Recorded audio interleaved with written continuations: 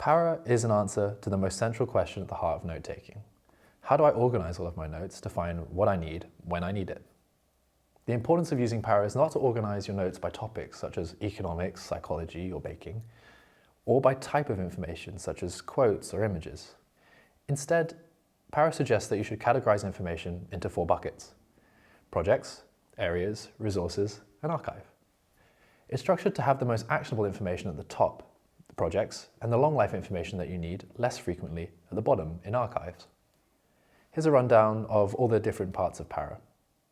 P, projects, have a goal or outcome with a fixed deadline and may require multiple work sessions.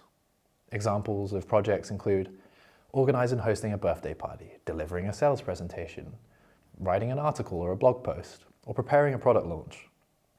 Within projects, you can create the individual tasks required to complete that project. Areas are parts of your life where you have some role or responsibility to it, with no fixed end date. Examples of areas are productivity, health, travel, finances. These are very different to projects because they never really end. You're always going to have to keep track of your finances and look after your health. An area might have one or multiple projects inside. For example, a project inside the area of finances might be file my taxes for this year. A project inside the area of health might be a 30-day smoothie diet. The resources table is for things that you're interested in, which can be recycled and used in projects or shared easily with colleagues or friends. This includes things like recipes, interviews, and user research templates, PDFs, diagrams, slide decks, and books. A, the final thing, archive, contains completed projects or inactive things such as completed events, inactive side projects, past client projects, and stuff that doesn't have a home yet. Why is this so powerful? Well, your Notion sidebar will look much tidier, but really the power is in directing and interlinking all of your notes, methods, templates, and insights towards projects. By doing this, your years of experience and learning becomes actionable as it's tied to meaningful outcomes and impact in the real world.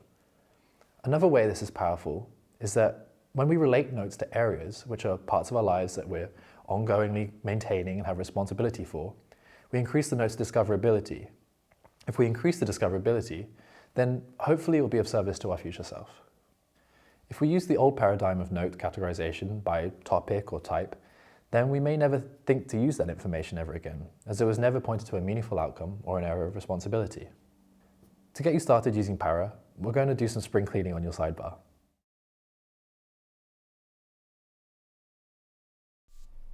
Okay, let's tidy up that workspace.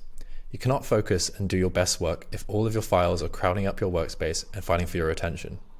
We're going to kick things off by moving everything into our Para databases. If you're unsure what category a note goes into, then we're going to put it into the archive for you to organize it later. I know this sounds kind of high stakes, like putting an envelope full of money inside a post box that's locked. You'll never be able to get it out again, but don't stress. Para is a dynamic system, meaning that anything that lives in resources might become a project one day, and projects might get so big that they become areas. Often things from my archive are moved all the way back up to the projects, so don't freak out. Everything is allowed to move freely in Para. Okay, once you've got the template duplicated in your workspace, it should look something like this. We're going to go from something that looks like this to something that looks like that. First, go to your second brain template at the top, and then create a new page above the Knowledge Hub and call it Knowledge Hub. We're going to move all of these databases into a page so that we can start bringing them into the sidebar. To create a new page, you can use the / command and type page and then enter. Let's name that Knowledge Hub. And if you want, you can create a new page by pressing the plus icon that's next to any of these blocks here and typing page and then enter. This is for the Actions database. Now I'm going to go through and move each of these databases into the page by grabbing the sidebar and then putting in the page. I don't need the titles, so I'll delete those and just grab the databases. If you like, you can use the turn into feature as well to turn that into a page. There, my title just became a page. For the area section, you might want to highlight all of these parts and then move it into the areas page. Great. Now your template should look something like this, just 7 pages with databases in them. What we're going to go do now is click and drag each of these pages into the sidebar.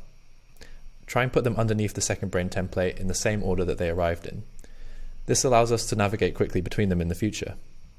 Sometimes clicking between pages takes too long also, so let's give this a go.